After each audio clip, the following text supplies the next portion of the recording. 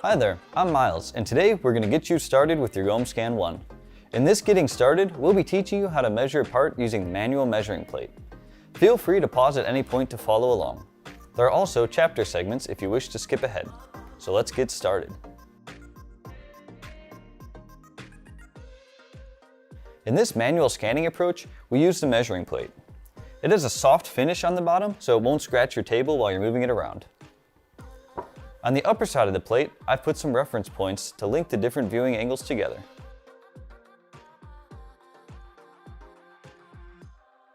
For the mount of the game controller, I selected the middle-sized sensor with the 200mm field of view. As seen in the previous videos, on the right side of the screen, we have the distance radar that helps you put the sensor at the correct standoff distance. If the indicator goes upwards, it indicates that we're too close, and if it goes down, we're too far away. Now I press the button and a first scan's made.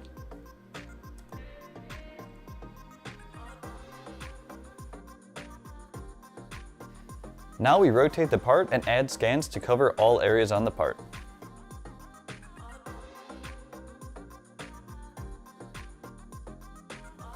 Due to the reference points on the measuring plate, the individual scans are easily and quickly transformed to each other, resulting in one perfect 3D mesh.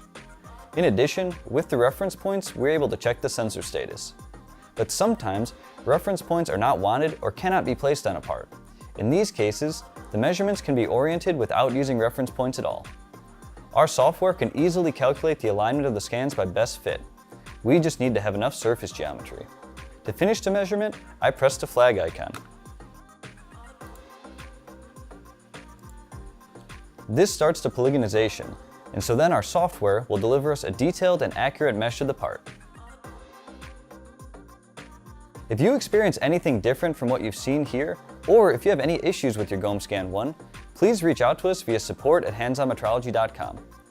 For more Getting Started information, please check out our other videos. Thanks for watching, and we'll see you next time.